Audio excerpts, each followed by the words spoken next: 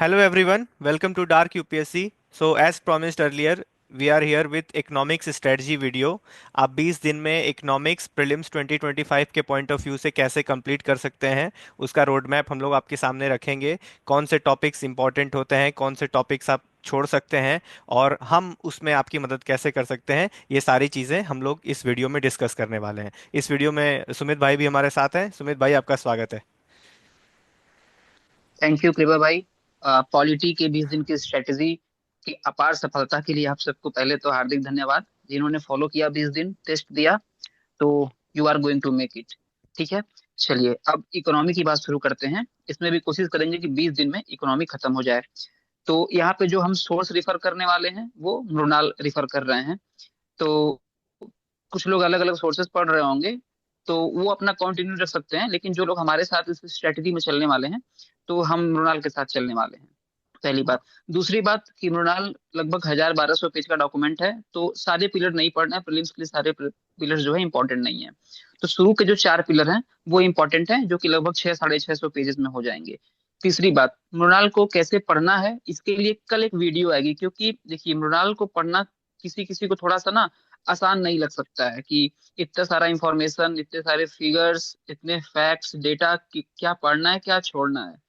तो इसके लिए कल या परसों में एक डेडिकेटेड वीडियो आएगी, जिसमें हम लाइव आपके सामने कुछ पेजेस मृणाल के पढ़ के दिखाएंगे कि मृणाल को कैसे पढ़ना है। तो चलिए स्टार्ट करते हैं। स्टार्ट करने से पहले एक छोटी सी बात मैं आपको बता दूं कि इकोनॉमी में किस तरह के क्वेश्चन पूछे जाते हैं। इकोनॉमी में 3 तरीके के क्वेश्चन पूछे जाते हैं। एक तो फैक्चुअल क्वेश्चन, जो करंट अफेयर्स में हो रहा है वहां से कुछ फैक्चुअल क्वेश्चन पूछा जा सकता है। दूसरा, कॉन्सेप्चुअल क्वेश्चन, कि जो क्वेश्चंस में आपको कॉन्सेप्ट पता होनी चाहिए, बिना कॉन्सेप्ट को पता हुए आप उन क्वेश्चंस को सॉल्व नहीं कर सकते हैं। तीसरा, बेसिक क्वेश्चंस, जो कि एनसीईआरटीज वगैरह से पूछे जाते हैं। जैसे कि अभी पिछले साल ही क्वेश्चन पूछा गया कि फिक्स्ड कैपिटल वर्किंग कैपिटल में क्या अंतर है। कभी पूछ लेते हैं पब्लिक गुड प्राइवेट गुड क्या होता है। तो ये बेसिक क्वेश्चन, तो ये 3 तरह के क्वेश्चन पूछे जाते हैं। तीनों तरह के क्वेश्चन कैसे टैकल करना है इसी वीडियो में हम आगे समझेंगे। तो कृपा भाई शुरू करते हैं, हाँ। पिलर बाय पिलर बताना कि क्या हाँ, पढ़ना है क्या छोड़ना है। बिल्कुल बिल्कुल। सो पिलर 1A1 से हम लोग शुरुआत करते हैं। और बाकी लोग जो आप लोग बाकी रिसोर्सेज भी रेफर कर रहे हो, आप लोग उसको रेफर करते रहिए। बस आप करेस्पॉन्डिंग टॉपिक्स ध्यान दीजिए। जैसे इसका पिलर 1A1 मनी है, पिलर 1A2 आपका मनी सप्लाई है। तो आप जो भी रिसोर्स फॉलो करते हो, मोर और लेस टॉपिक सेम ही रहते हैं, तो आप उसको बस फॉलो करिए।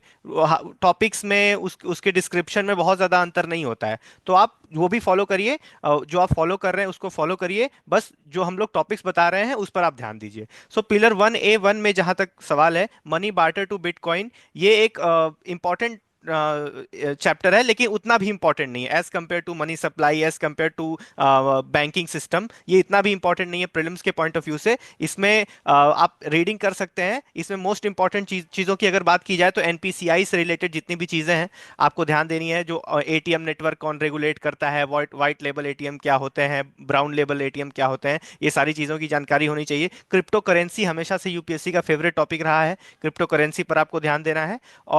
और एक दो चीज़ें हैं तो वो हम लोग देखेंगे क्या पढ़ा जा सकता है। मेरे ख्याल से ये सब चीज़ों पे आपको ध्यान देनी। और हाँ, सीबीडीसी, सीबीडीसी और ई रूपी, सीबीडीसी और ई रूपी, ये इस साल भी क्वेश्चन पूछा था, सीबीडीसी और ई रूपी, ये आपको ध्यान देना है। तो पिलर 1A1 आप में आपको ये सब चीजें ध्यान देनी। सुमित भाई बताइए 1A1 में। पिलर 1A1 में एज सच कोई ऐसा कॉन्सेप्ट नहीं है कि जो आपको नोट्स पढ़ के खुद समझ में नहीं आएगा। तो ये आप पढ़ते जाओ, आराम से आपको समझ में आता जाएगा। जहां भी आपको लगे कि थोड़ा बहुत कुछ चीजें नहीं समझ में आ रही हैं, तो आप इंटरनेट, यूट्यूब या गूगल का सहारा ले सकते हो। You will easily go through it. ठीक है। तो हम्म। 1A1 में हमारी कोई वीडियो नहीं आएगी, क्योंकि ये रिलेटिवली बहुत इजी टॉपिक है और बहुत फैक्चुअल है। आप पढ़ लोगे आपको समझ में आ जाएगा। जैसे अभी कृपा भाई ने कहा कि एनपीसीआई है, तो एनपीसीआई इज ए बॉडी।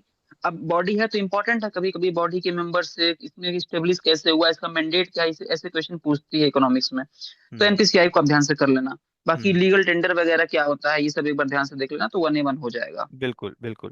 अगला अगले पिलर पे चलते हैं। हाँ, अगले पिलर पे चलते हैं। अगला पिलर है आपका मनी सप्लाई, M0 से M4, मॉनेटरी मॉनेटरी पॉलिसी। ये यूपीएससी का हमेशा से ही बहुत फेवरेट टॉपिक रहा है। आप सारे एग्जाम्स के पेपर्स उठाकर देख लो, सीएपीएफ के पेपर्स देख लो, सीडीएस के पेपर्स देख लो, हमेशा ये बेसिक्स ऑफ ये इकोनॉमिक्स का आपको एक फाउंडेशन बना के ये सब पिलर्स आपको दे देता है। तो इस चैप्टर में आप कुछ भी छोड़ नहीं सकते। हालांकि ये चैप्टर कॉन्सेप्चुअल है, और इसमें कॉन्सेप्चुअल अंडरस्टैंडिंग थोड़ी सी चाहिए। विदाउट कॉन्सेप्चुअल अंडरस्टैंडिंग शायद थोड़ा सा ओवरवेलमिंग हो जाए। डायरेक्ट रेपो रेट क्या होता है, रिवर्स रेपो रेट क्या होता है, ये सब चीजें समझना, तो उसके लिए हम लोग जरूर कॉन्सेप्ट बिल्डिंग एक क्लास आपके लिए लाएंगे। तो ये चैप्टर मतलब $1 million चैप्टर को आप कंसिडर कर सकते हैं, ये पिलर। तो इसमें कुछ भी आपको छोड़ना नहीं है, शब्दशः जो भी चीजें लिखी हुई हो, खास तौर पे जो नई चीजें जो इंट्रोड्यूस हो रही है मनी सप्लाई में, जैसे पहले रिवर्स रेपो रेट के जगह पर अभी एक एसडीएफ रेट भी आया है। अब टारगेटेड रेपो ऑपरेशंस की बात होती है, बहुत सारी चीजें हैं, वो सब नई नई चीजें जो ऐड हो रही हैं उसमें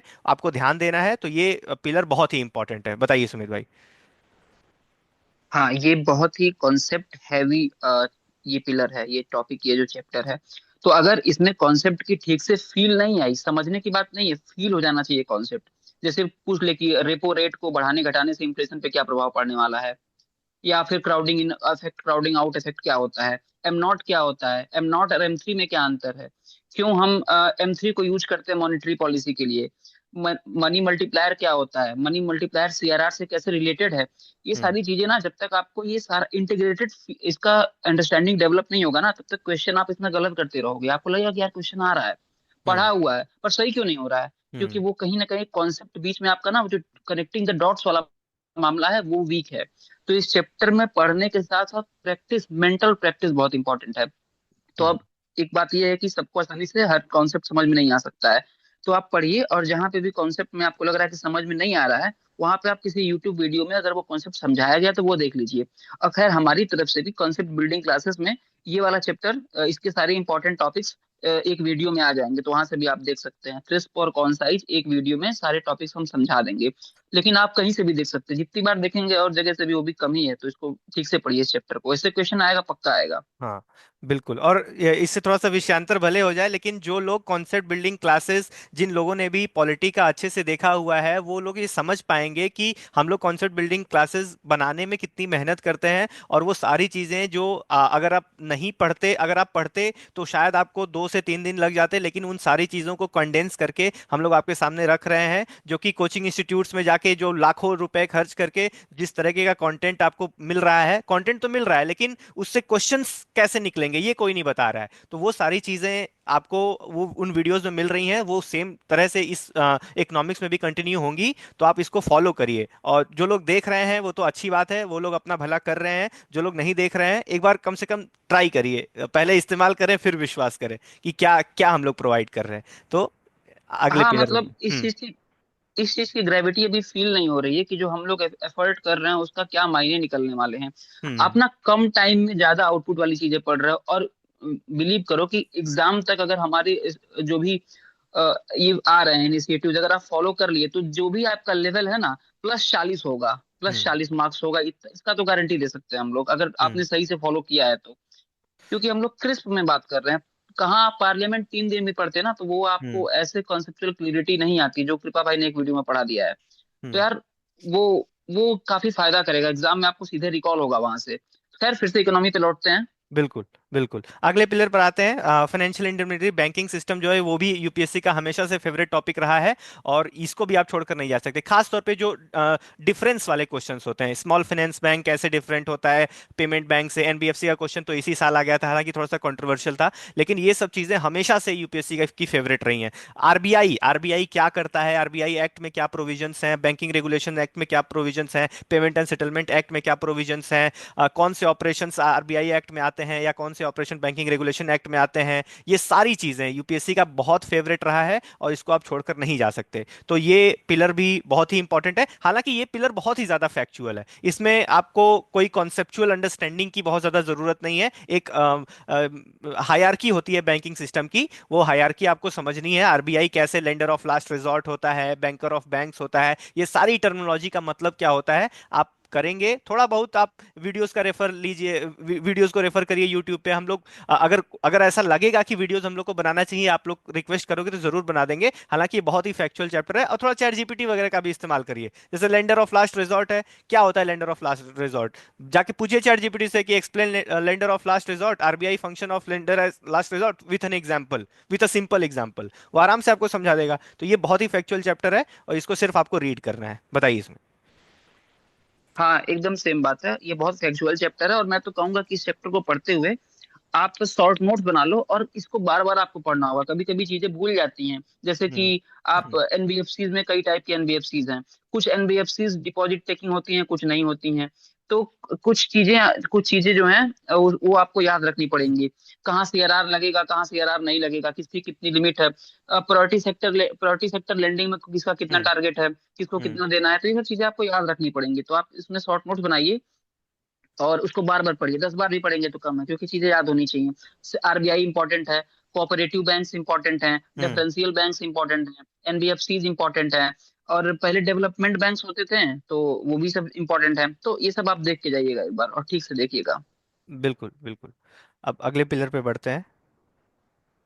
हाँ, ये शेयर मार्केट वाला, शेयर मार्केट से मैंने ऑब्जर्व किया है कि हर साल एक क्वेश्चन आपको मिलता है यहाँ से। और ये पिलर मृणाल सर ने बहुत मेहनत करके बहुत अच्छा ये इनका ये पिलर है, और इसमें जितनी भी इंफॉर्मेशन दी हुई है, सारी सारी चीजें तो इंपॉर्टेंट नहीं है, लेकिन जो स्ट्रक्चर है कि कैपिटल मार्केट क्या होता है, मनी मार्केट क्या होता है, कौन से इंस्ट्रूमेंट्स कैपिटल मार्केट में आते हैं, कौन से इंस्ट्रूमेंट्स मनी मार्केट में आते हैं, कौन सी चीजें लॉन्ग टर्म होती हैं, कौन सी चीजें शॉर्ट टर्म होती हैं, ये सारी चीजें आपको सेबी सेबी के फंक्शंस क्या होते हैं, प्रोविजंस क्या होते हैं, credit market, credit rating agencies को कौन रेगुलेट करता है, ये सारी चीजें आपको इस पिलर में मिल जाएंगी। तो ऑन एन एवरेज एक क्वेश्चन आप यहाँ से एक्सपेक्ट कर सकते हैं। तो ये भी हार्ड कोर फैक्चुअल पिलर है, इसको इसमें किसी कॉन्सेप्चुअल अंडरस्टैंडिंग की जरूरत नहीं है। आप लोग इसको रेफर करिए और कॉम्प्रहेंसिवली, जैसा सुमित भाई ने बोला, इसका आप लोग शॉर्ट नोट्स बना लीजिए। तो यहाँ से आपका ये शेयर मार्केट हो जाएगा। बताइए सुमित भाई। ठीक है, इसमें कुछ ऐड नहीं करना है, ऐसे ही पढ़ना है हम्म। इसको। अगले पेज पे चलते हैं। बिल्कुल बिल्कुल।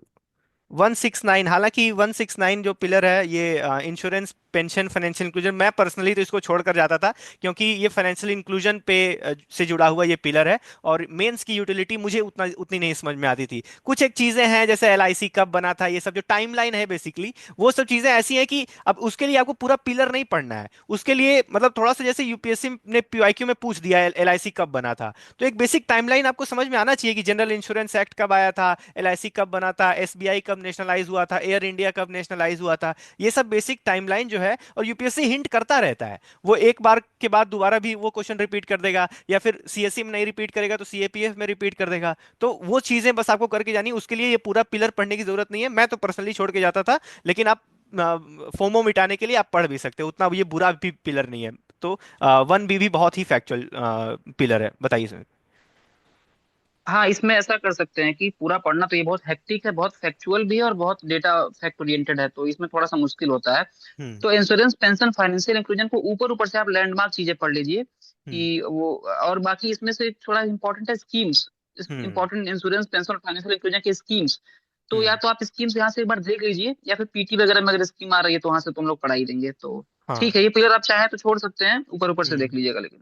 बिल्कुल बिल्कुल। और थोड़ी थोड़ी टर्मिनोलॉजी, जैसे इंश्योरेंस पेनेट्रेशन क्या होता है, इंश्योरेंस डेंसिटी क्या होता है, ये सब चीजें कभी थोड़ी थोड़ी फैक्चुअल चीजें, वो जो पेयर में क्वेश्चन आजकल आने लगे हैं, वहां से वो स्वैप करके पूछ सकता है। तो बस एक एक दो चीजें बस टर्मिनोलॉजी आपको ध्यान देनी है, बाकी on an average financial inclusion से क्या बेनिफिट होता है, हर चीज हाँ बेनिफिट हो जाएगी, तो कोई दिक्कत नहीं। अब अगले पिलर हाँ, पे मतलब बढ़ते एक ऊपर हैं। ऊपर हाँ। से एक समझ डेवलप कर लीजिए, हाँ। IRDAI रेगुलेशन वगैरह कैसे होता है, ये सब देख लीजिए। हाँ। बाकी बहुत ज्यादा रटने का इसमें लोड लेने की जरूरत नहीं है। हाँ बिल्कुल बिल्कुल।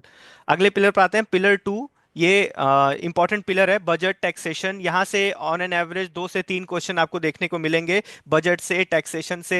बजट में रेवेन्यू बजट क्या होता है, कैपिटल बजट क्या होता है, उसके सब कंपोनेंट्स क्या होते हैं, रिसीट, कैपिटल रिसीट क्या होता है, रेवेन्यू रिसीट क्या होता है, ये सारी चीजें इसमें आपको मिलेंगी। टैक्सेशन में डायरेक्ट टैक्स में क्या आता है, इनडायरेक्ट टैक्स में क्या होता है, जीएसटी बहुत ज्यादा इंपॉर्टेंट है, मेंस में तो 2-3 बार क्वेश्चन जीएसटी से आ चुका है, और प्रीलिम्स के भी लिहाज से यूपीएससी के लिए वो हमेशा से इंपॉर्टेंट रहा है और आगे भी रहेगा। तो ये पिलर भी बहुत ही इंपॉर्टेंट है। इसमें आपको सब कुछ ही पढ़ के जाना है। डेफिसिट की जहां तक बात है, fiscal deficit, primary deficit, revenue deficit, वो सारी चीजें क्या है, वो सारी चीजें इसमें मेंशन्ड है। हालांकि ये थोड़ा सा कॉन्सेप्चुअल चैप्टर है, तो इसमें हम लोग कॉन्सेप्ट बिल्डिंग क्लासेस आपके लिए लाएंगे, एक वीडियो में सब कुछ क्लियर हो जाएगा आपका। जो आपको एग्जाम पॉइंट ऑफ व्यू से जितनी भी चीजों की आपकी जरूरत होगी, वो सब एक वीडियो में हम लोग बजट के कॉन्सेप्ट बिल्डिंग क्लास में आपको कवर करेंगे। बताइए सुमित भाई।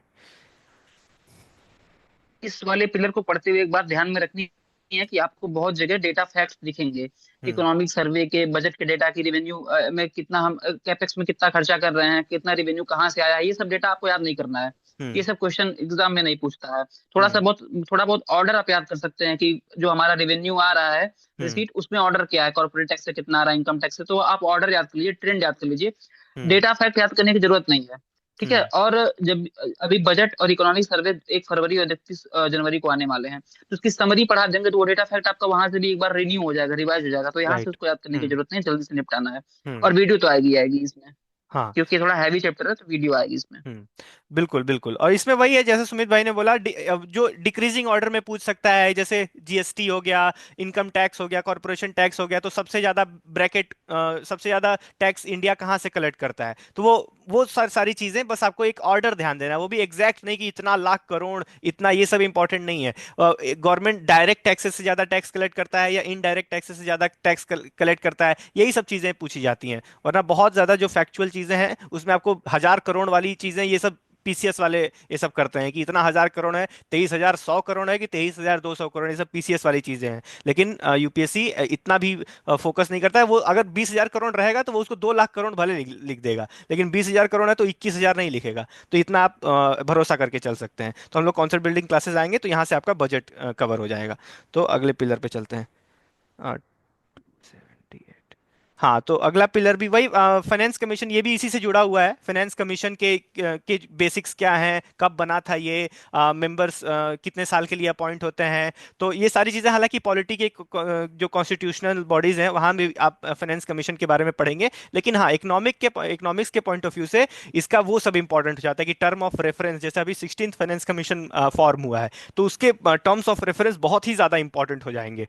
वो हमेशा से पिछले 2023 के क्वेश्चन में आप देखिए कि पूछ दिया कि कैसे किन किन आधार पर वो वर्टिकल डिस्ट्रीब्यूशन होता है पैसों का, हॉरिजॉन्टल और वर्टिकल डिस्ट्रीब्यूशन होता है। तो फाइनेंस कमीशन के बेसिक्स और करंट अफेयर दोनों इंपॉर्टेंट है। ब्लैक मनी थोड़ा सा ऑब्सोलीट टॉपिक हो गया है, जैसे वो इंसॉल्वेंसी एंड बैंकरप्सी जो पिलर 1B वाला था, वो भी थोड़ा सा ऑब्सोलीट टॉपिक हो गया है। तो ये सब चीजें थोड़ा सा आपको दिमाग भी चलाना है कि ये सब चीजें थोड़ी सी ऑब्सोलीट हो चुकी हैं, तो इसका जो इतिहास भूगोल लिखा हुआ है वो बहुत ज्यादा इंपॉर्टेंट नहीं है, तो इसको आप थोड़ा सा इग्नोर कर सकते हैं। सब्सिडीज इंपॉर्टेंट है, सब्सिडीज में सबसे ज्यादा गवर्नमेंट कहाँ पैसा खर्चा करती है, कौन सी सब्सिडी पे ज्यादा पैसा खर्चा करती है, उसका डिक्रीजिंग ऑर्डर आपको पूछ सकता है। जैसे फूड सब्सिडी सबसे ज्यादा होती है, उसके बाद मेरे ख्याल से फ्यूल सब्सिडी होती है। तो ये सारी चीजें आपको ध्यान देनी है। रेवेन्यू एक्सपेंडिचर है, रेवेन्यू एक्सपेंडिचर में क्या क्या आता है, कैपिटल एक्सपेंडिचर में क्या क्या आता है, वो सारी चीजें आपको देखनी है, और वीडियोस के साथ भी हम लोग ये कवर करेंगे। तो इसमें अगर आप कुछ ऐड करना चाहें सुमित भाई। हाँ, इसमें कोई कॉन्सेप्ट नहीं है, आप चाहे तो आप नोट से पढ़ के सब कुछ समझ सकते हैं, तो हम्म। चल सकता है, इसमें कोई दिक्कत नहीं है। खुद से पढ़िए ये, आराम से पढ़ लेंगे।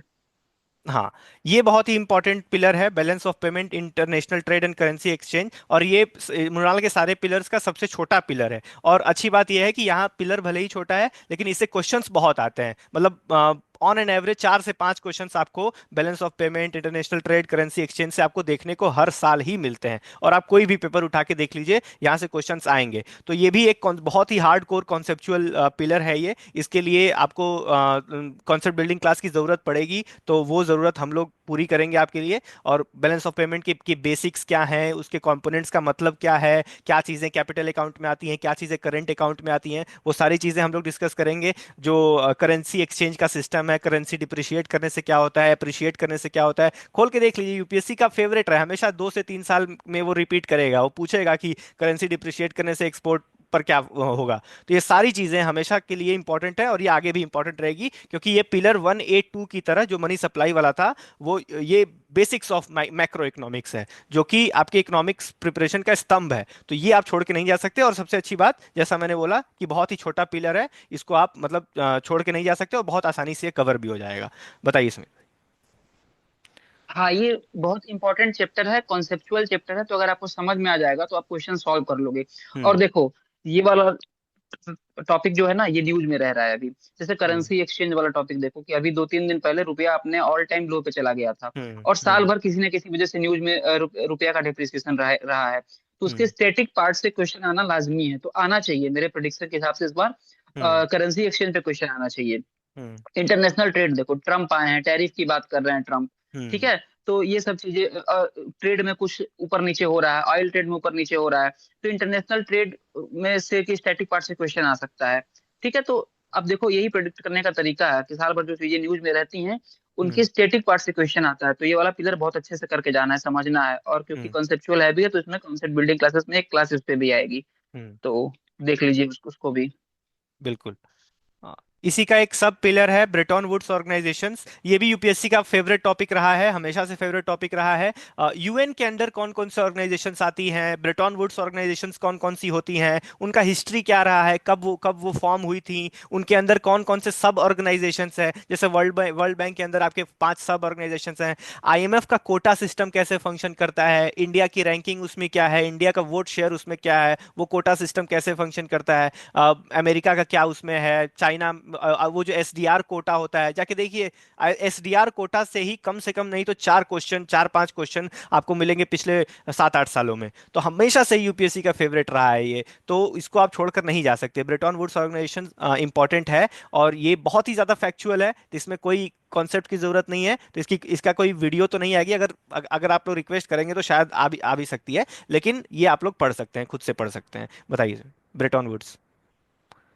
हाँ, इंपॉर्टेंट है और फैक्चुअल है और आसान भी है। आसान हम्म। इसलिए कि अगर आप पढ़ते हैं आपको याद हो जाती हैं चीजें, तो आसान है। ज्यादा फोकस इस पे रखिए कि ऑर्गेनाइजेशन कौन कौन सी हैं, हम्म। उनकी हिस्ट्री क्या रही है, मतलब कैसे बने हैं वो, हम्म। उनमें मेंबर कैसे बनते हैं, उनके मैंडेट क्या होते हैं। जैसे कि डब्ल्यूटीओ में एक हम्म। डिस्प्यूट रेजोल्यूशन वाली बॉडी है, तो वो करेक्ट। कैसे काम करती है। किसी हम्म। बॉडी की सब बॉडीज क्या क्या होती हैं, उन बॉडीज का क्या मैंडेट होता है, जैसे कि वर्ल्ड बैंक की कई सारी सब बॉडीज हैं। ठीक हम्म। है, तो आप थोड़ा सा अच्छे से पढ़ के और रिवाइज करके इसको बार बार जाइएगा। हम्म। और कुछ बॉडी जिसमें से कुछ रिपोर्ट भी निकालते हैं, जैसे कुछ आईएमएफ कुछ रिपोर्ट निकालता है, वर्ल्ड बैंक करेक्ट। कुछ रिपोर्ट हम्म। निकालता है। ठीक है, तो हम्म। कौन सी बॉडी कौन सा रिपोर्ट निकालती है, ये सब एक बार देख लीजिएगा। हम्म। बिल्कुल।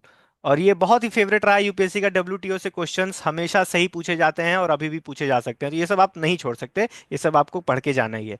तो अब अगले पिलर पे चलते हैं। अगला पिलर आपका जो है कि एग्रीकल्चर से जुड़ा हुआ है। तो एग्रीकल्चर का भी क्वेश्चंस, जैसे 2020 में तो एग्रीकल्चर के 10 क्वेश्चन आ गए थे। तो अभी थोड़ा डाउनफॉल हुआ है एग्रीकल्चर का, लेकिन एग्रीकल्चर कम बैक कर सकता है। और जब मैं एग्रीकल्चर की बात करता हूं, तो agriculture is not just limited to economic agriculture. एक वो ज्योग्राफी वाला भी एग्रीकल्चर होता है, जहां मेनली हम लोग क्रॉपिंग पैटर्न की बात करते हैं। तो वो भी आपको ये पढ़ते पढ़ते वो भी थोड़ा थोड़ा रिवाइज करते हुए चलना है। तो ये एग्रीकल्चर बहुत इंपॉर्टेंट है। और इसमें जो मृणाल के हैंडआउट में दिया हुआ है, वो मेनली इकोनॉमिक्स के पॉइंट ऑफ व्यू से दिया हुआ है। मतलब जो लाइफ साइकिल अप्रोच की हम लोग बात करते हैं, कि प्री प्रोडक्शन से लेके एक्सपोर्ट तक और वैल्यू एडिशन तक जो एक चेन बनता है, जो सप्लाई चेन बनता है, वो सारी चीज़ें एक अच्छे से इसमें डील हुई हैं। तो ये सारी चीज़ें इंपॉर्टेंट है, और ये आपको पढ़ना है। थोड़ा सा जो एमएसपी टाइप की चीज़ें होती हैं वो थोड़ी सी कंसेप्चुअल हैं, तो उसके लिए हम लोग वीडियो ला देंगे एग्रीकल्चर के लिए। हालांकि ये जो पिलर है जो सर ने बनाया बहुत ही अच्छा है, और आप इसको रेफर कर सकते हैं, या फिर आप जो भी रिसोर्स फॉलो कर रहे हैं उसमें एग्रीकल्चर बहुत ही इंपॉर्टेंट है। और खास तौर पे वो चीज़ें एमएसपी के अंदर क्या क्या आता है, क्या नहीं आता है, कौन से क्रॉप्स नहीं आते हैं, एमएसपी कौन रिलीज करता है, कौन जो है अप्रूव करता है, कौन रिकमेंड करता है, ये सारी चीज़ें हमेशा से इंपॉर्टेंट है। और खास तौर पे अभी के कॉन्टेक्स्ट में जो फार्मर प्रोटेस्ट वगैरह, तो अभी के कॉन्टेक्स्ट में तो देखिए इंपॉर्टेंट था, तो इसलिए हर साल क्वेश्चन पूछा जाता है। नाइजर सीड का क्वेश्चन आ गया 2024 में, उससे पहले भी क्वेश्चन आते रहे हैं। तो यहाँ और ये सारी चीजें कवर करनी है। और टी बोर्ड कहाँ, किस मिनिस्ट्री के अंदर आता है, कॉफी बोर्ड किस मिनिस्ट्री के अंदर आता है, उसका हेडक्वार्टर कहाँ है, वो सारी चीजें आपको इसमें मिल जाएंगी। तो इसमें आप और थोड़ा बहुत स्कीम्स पर भी ध्यान दे दीजिए। जैसे इरिगेशन है, तो इरिगेशन में जो कृषि सिंचाई योजना है, उसके एक दो प्रोविजंस देख लिया। तो ये सारी चीजें आपको, कंटेंट्स अगर आप देखेंगे यहाँ का, तो कंटेंट्स से ही आप अंदाजा लगा सकते हैं कि क्या चीजें इंपॉर्टेंट है, क्या चीजें इंपॉर्टेंट नहीं है। जैसे अभी ये फर्टिलाइजर है, तो फर्टिलाइजर में nutrient based subsidy, soil health card, Neem coating of urea. अभी ये मेरा हैंडआउट थोड़ा सा पुराना है, तो जो भी आप लेटेस्ट हैंडआउट ही यूज करिएगा। तो वहां आपको एक मिलेगा, मैं एक एग्जांपल दे रहा हूँ, जैसे नैनो लिक्विड यूरिया। तो नैनो लिक्विड यूरिया बहुत इंपॉर्टेंट हो जाता है। अभी क्वेश्चन पूछा नहीं था 2024 में, लेकिन 2025-26 में पूछ सकता है, बहुत ही इंपॉर्टेंट है ये। तो ऐसे ऐसे आपको कंटेंट्स देखकर ही आपको पता चल जाएगा क्या इंपॉर्टेंट है क्या नहीं इंपॉर्टेंट है। तो उस लिहाज से एग्रीकल्चर जो है बहुत इंपॉर्टेंट है। और एक कॉन्सेप्ट बिल्डिंग क्लास हम लोग इसके लिए ला देंगे, तो यहाँ से आप कवर कर सकते हैं। बताइए सुमित भाई, इसके एग्रीकल्चर।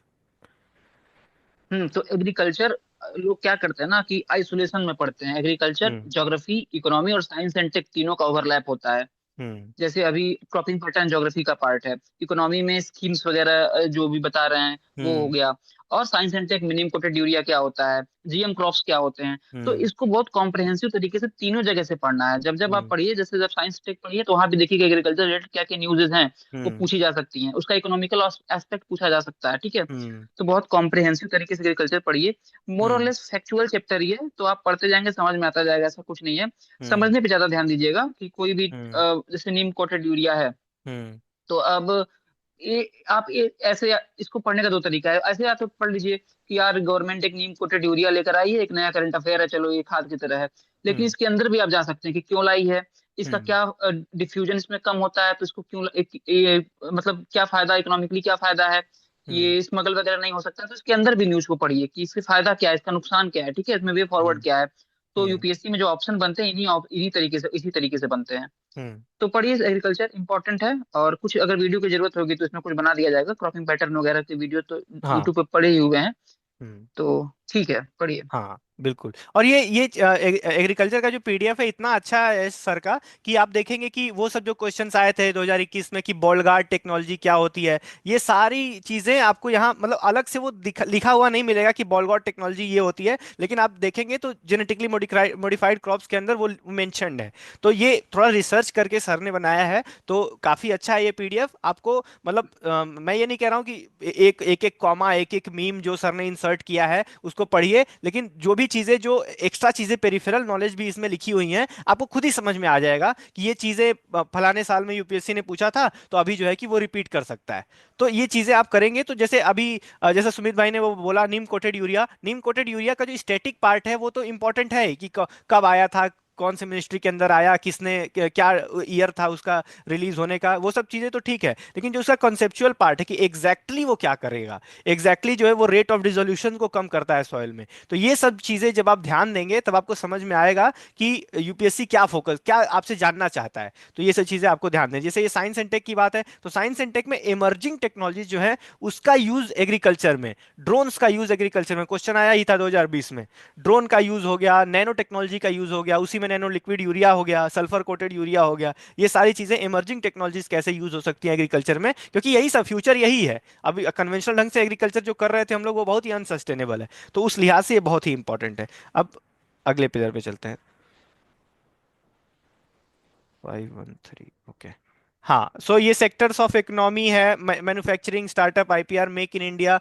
ये थोड़ा सा कुछ ज्यादा ही मतलब लंबा ये पिलर है, तो जनरली मैं तो इसमें सेक्टर्स ऑफ इकोनॉमी कर लेता था। इकोनॉमिक्स का जो बैकग्राउंड है बेसिकली, कि कौन से सेक्टर्स में क्या क्या सर्विसेज आती हैं, क्या क्या चीज़ें नहीं आती हैं, ये सारी चीज़ें आपको यहाँ मिल जाएंगी। मैन्युफैक्चरिंग का जो हमारा जो चैलेंज होता है कि मैन्युफैक्चरिंग बहुत ज़्यादा जीडीपी में कंट्रीब्यूट नहीं करता है, उसका भी इतिहास भूगोल लिखा हुआ है, वो मेंस पर्सपेक्टिव से ज़्यादा लिखा हुआ है। तो जो भी जहाँ भी ऐसी चीज़ें हैं जो आपको समझ में आ जाए कि ये मेंस पर्सपेक्टिव से ज़्यादा लिखा हुआ है, उसका स्टैटिक बैकग्राउंड थोड़ा सा पढ़ लीजिए और आगे बढ़िए। ये उतना भी ज़्यादा मतलब बहुत ही हाई प्रोफाइल ये पिलर नहीं है, तो इसको थोड़ा सा पिंच ऑफ सॉल्ट की तरफ, जैसे मेक इन इंडिया है तो अभी तो ये थोड़ा सा पुराना हो गया है, तो ये सब चीज़ें आप छोड़ सकते हैं। ईज ऑफ डूइंग बिजनेस है, तो अभी जो ईज ऑफ डूइंग बिजनेस का जो ये पुराना रिपोर्ट है, तो अभी जो है ईज ऑफ लिविंग की बात हो रही है, तो ईज ऑफ लिविंग में लॉजिस्टिक्स इंडेक्स है, लीड्स इंडेक्स है, उसको कौन रिलीज करता है, मिनिस्ट्री क्या है, बस यही सब ध्यान देना है। बाकी एमएसएमई यूपीएससी का बहुत फेवरेट टॉपिक है, तो एमएसएमई पर थोड़ा सा ध्यान दीजिएगा। एमएसएमई का पूरा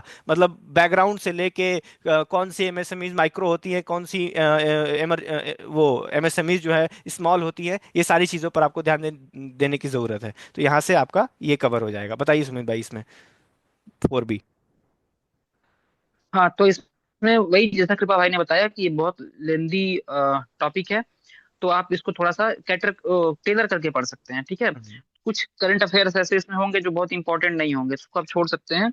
कीवर्ड्स पे ध्यान दीजिएगा, जैसे सर्कुलर इकोनॉमी लिखा हुआ है, तो सर्कुलर हम्म। इकोनॉमी आपको समझ में आना चाहिए कि क्या होता है सर्कुलर इकोनॉमी, ठीक है। बिल्कुल जैसे बिल्कुल। इंडिया की इकोनॉमिक हिस्ट्री, इसमें हम्म। उसको बेसिक आपको पता होना चाहिए कि कैसे लाइसेंस राज हुआ, फिर हम्म। एलपीजी रिफॉर्म्स हुए, उसके हम्म। बाद फिर क्या हुआ, प्लानिंग नॉन प्लानिंग क्या होता है, ठीक है। हम्म। तो ये बेसिक्स आपको पता होने चाहिए, एक अंडरस्टैंडिंग होगा तो क्वेश्चन आपसे सॉल्व हो जाएगा। और हम्म। बाकी इस पीटी में भी से ओवरलैप करते हुए बहुत सारी चीजें आती हैं, जैसे कि हम्म। इसमें मैन्युफैक्चरिंग है, तो उसमें क्या क्या स्कीम लाई गई, जैसे पीएलआई क्या होता है, किस किस सेक्टर को पीएलआई दिया गया है, ठीक है। हम्म। स्पेशल इकोनॉमिक जोन्स क्या होते हैं, तो मोर और लेस आपका रिवाइज हो ही जाता है स्कीम्स वगैरह के हम्म। साथ। तो एक बार हम्म। आप, मैं कहता हूँ रीड कर लीजिएगा। और हम्म। एक बार जो आपको इंपॉर्टेंट लगे, जो स्कीम इंपॉर्टेंट लगे, जो कॉन्सेप्ट इंपॉर्टेंट लगे, जो कीवर्ड इंपॉर्टेंट लगे, उसको हाईलाइट कर लीजिएगा और दोबारा रिवाइज करिएगा, तो उसको ऐसे रिवाइज कीजिएगा। हाँ हाँ। तो और हो जाएगा, ऐसा कोई बिल्कुल बहुत हार्ड नहीं है। बिल्कुल। और जो ज्यादातर स्टूडेंट्स की समस्या ये होती है ना, जैसे अभी क्या है कि जैसे ये मेरा पीडीएफ जो है कि एक जो हैंडआउट मैं यूज कर रहा हूँ, ये 2021 वाला हैंडआउट है। तो ये मैं हर अटेम्प्ट में, चाहे वो 23 का अटेम्प्ट हो, 24 का अटेम्प्ट हो, मैं ये पुराना वाला ही पीडीएफ यूज करता हूँ इकोनॉमिक्स के लिए। लेकिन इकोनॉमिक्स में मेरी परफॉर्मेंस अच्छी रहती है प्रीलिम्स के लिए। तो ज्यादातर जो मैं बोल रहा हूँ, मैंने एक वीडियो भी डाला था करंट अफेयर्स का कैसे हवा बनाया जाता है, वो ऐसे ही बनाया जाता है कि आपको ये लगेगा कि अरे यार इसमें तो यार मतलब करंट अफेयर तो है ही नहीं, तो फिर बहुत गड़बड़ हो जाएगा। तो मैं ये नहीं कह रहा हूँ कि आप पुराना 5 साल पुराना मृणाल का पीडीएफ आप यूज करिए, आप लेटेस्ट ही यूज करिए। लेकिन उसका स्टैटिक चीजों पर आप ज्यादा ध्यान दीजिए। जो नई स्कीम्स हैं वो आपको पता चल चल जाएगा। जैसे पीएलआई स्कीम है, वो इंपॉर्टेंट है। जो एसईजेड है, एसईजेड को हटा के अभी देश बिल लाया गया है, तो देश बिल इंपॉर्टेंट है। तो ये चीजें आपको पता चल जाएंगी कि सेक्टर वाइज क्या क्या बड़ी बड़ी चीजें हो रही हैं और क्या इंपॉर्टेंट है। तो उसमें आपको बहुत ज्यादा day by day, ball by ball commentary, जैसा मृणाल सर कहते हैं, उसको फॉलो करने की जरूरत नहीं है। आप मतलब उसका स्टैटिक बैकग्राउंड समझिए। और जो फ्लैगशिप स्कीम्स हैं, फ्लैगशिप एफर्ट जिसका गवर्नमेंट ने बहुत जोर शोर से प्रचार किया है, उस पर बस आप ध्यान दीजिए।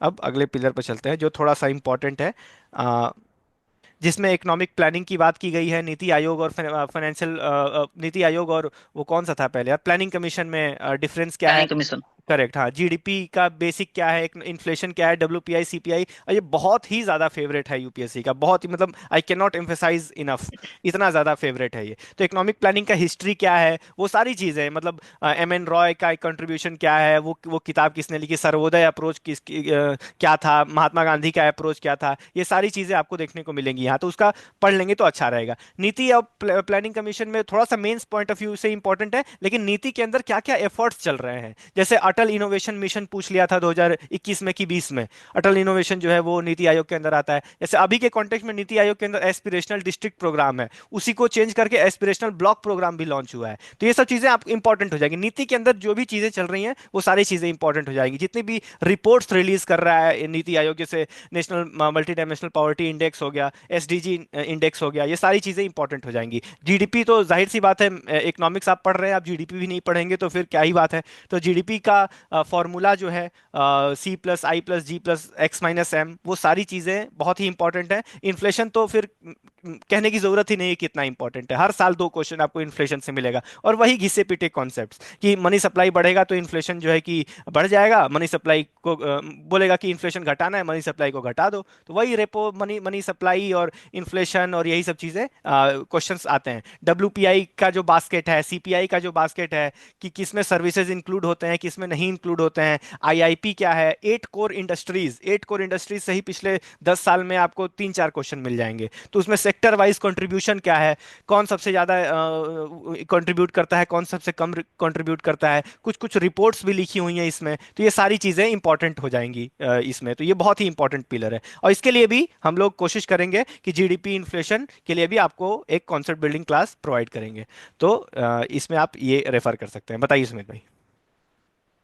इकोनॉमिक प्लानिंग वाला जो इसमें पार्ट है, हाँ कौन से प्लानिंग, कौन से 5 ईयर प्लान में क्या क्या हुआ, ये सब पढ़ने की हाँ। जरूरत नहीं है। ये सब इंपॉर्टेंट नहीं है, नहीं आता है कहीं भी। हम्म, नीति आयोग पढ़ लीजिएगा, नीति आयोग के रिपोर्ट्स को पढ़ लीजिएगा। रिपोर्ट्स, हाँ ठीक है, जीडीपी इन्फ्लेशन की वीडियो तो हम लोग ले ही आएंगे, लेकिन खुद से भी पढ़िएगा, क्योंकि इकोनॉमी में जब तक आप खुद से पेन पेपर नहीं चलाएंगे ना, तब तक आपको समझ में नहीं आएगा, चाहे कोई कितना भी समझा ले, उसमें दिमाग लगाने, it is like maths, hmm, it demands practice. तो जब तक आप ये नहीं करेंगे तब तक नहीं होगा। हम्म। तो ये करिएगा, जीडीपी इम्प्रेशन वाला इंपॉर्टेंट है। तो ठीक है, ये वाला भी पिलर 4C भी हो जाना चाहिए, हाँ तो इंपॉर्टेंट पिलर है। बिल्कुल। तो यहाँ से आपका ये बेसिक्स इकोनॉमिक्स में आपको जितनी जरूरत होगी वो सारी चीजें हम लोगों ने डिस्कस कर लिया है। अब हम अपने डिलीवरेबल्स की बात करते हैं कि हम आपको किस तरह से आपके प्रिपरेशन को और एनहेंस कर सकते हैं। तो इसमें हम तो जाहिर सी बात है, हमने पहले भी प्रॉमिस किया था कि PT 365 जो है हम लोग कवर करेंगे, और हो सके तो 2 साल का कवर करेंगे, इस साल का भी और पिछले साल का भी कवर करेंगे। और अगर आपको लगेगा कि वीडियो पिछले साल के अभी हम लोग अपलोड नहीं कर रहे हैं, तो आप किसी और चैनल का भी वीडियो देख सकते हैं। 3 घंटा में, 2.5 घंटा में वो लोग पीटी कवर करते हैं, वहां से आप लोग पीटी पिछले साल का भी कर लीजिएगा। इकोनॉमिक सर्वे और बजट, इस साल का तो कवर करेंगे ही, इस साल का कवर करेंगे ही, इकोनॉमिक सर्वे और बजट। और अगर टाइम मिला तो पिछले साल का भी देख सकते हैं, लेकिन बजट पिछले साल का मत देखिएगा, कोई बहुत ज्यादा वैसी बात नहीं होती है। इकोनॉमिक सर्वे और बजट लेकिन इस साल का जरूर आप देख लीजिएगा, और उसका जरूर हम लोग एक समरी वीडियो आपके सामने रखेंगे, जो कि आपको उसके अलावा कुछ फॉलो करने की जरूरत है। उसमें जो भी इंपॉर्टेंट चीजें प्रीलिम्स के पॉइंट ऑफ व्यू से, वो सारी चीजें आपको हम लोग बताएंगे कि इस पर ध्यान देना है, इस पर नहीं ध्यान देना है। और जैसा हमने बताया, कॉन्सेप्ट बिल्डिंग क्लासेस जिन जिन पिलर्स की हम लोगों ने बात करी है, वो सारे कॉन्सेप्ट बिल्डिंग क्लासेस आपको मिलेंगे। 2-3 दिन के अंतराल पर मिलना शुरू भी हो जाएंगे। तो इसमें अभी आप अपने हिस्से की मेहनत करिए। हम लोग अपने हिस्से की मेहनत तो कर रहे हैं। अभी जैसे पॉलिटी का हम लोगों ने टेस्ट डाला था, अब उसमें 1,000-1,200 लोग हैं टेलीग्राम ग्रुप में, लेकिन डन लिखने वाले तो मुझे 50-60 ही मिले। तो बस यही है, हम लोग अपने हिस्से की मेहनत कर रहे हैं। हो सकता है कि एक दिन मैंने बोला आज वीडियो डालूंगा, वो वीडियो आज नहीं कल आ जाए, लेकिन आप कम से कम अपने हिस्से की मेहनत करिए।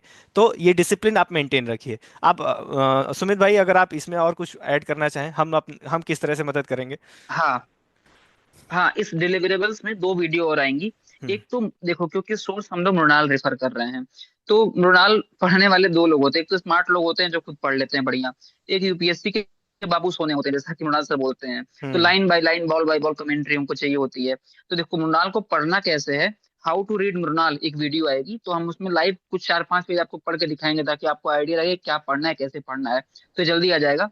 हम्म। दूसरी एक वीडियो आएगी जो बहुत ज्यादा डाउट रहता है बच्चों को, कि हमने पढ़ तो लिया सर, लेकिन इतना लंबा हैंड आउट रिवाइज कैसे करेंगे। तो hmm. How to use index of Mrinal for revising Mrinal, ये बहुत इफेक्टिव हम्म। चीज है। Active recall plus index of Mrinal. Mrinal sir के नोट्स की सबसे खास बात पता है क्या है आपको? उसका इंडेक्स। हम्म। बहुत साइंटिफिकली उन्होंने इंडेक्स को बनाया है। आप एक बार मृणाल पढ़ लिए, दोबारा फिर आपको इंडेक्स पढ़ना है, अगर आप ढंग से पढ़ रहे हो मृणाल तो।